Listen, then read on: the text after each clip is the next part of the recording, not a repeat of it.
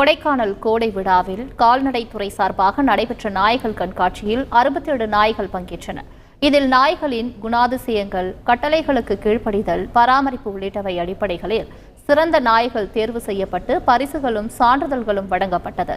அனைத்து பிரிவுகளிலும் கிரேடன் என்ற உயர் ரக நாய் பரிசினையும் கோப்பையும் தட்டி சென்றது.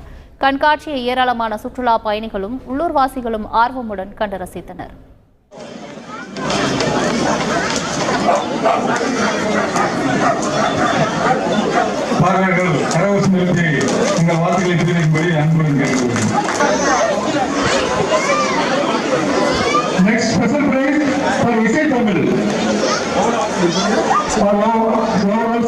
ஏழைகளின் ஊட்டி என்று அழைக்கப்படும் ஏற்காட்டில் 47வது கோடை விழா மற்றும் மலர் கண்காட்சி கோலாகலமாக துவங்கியது.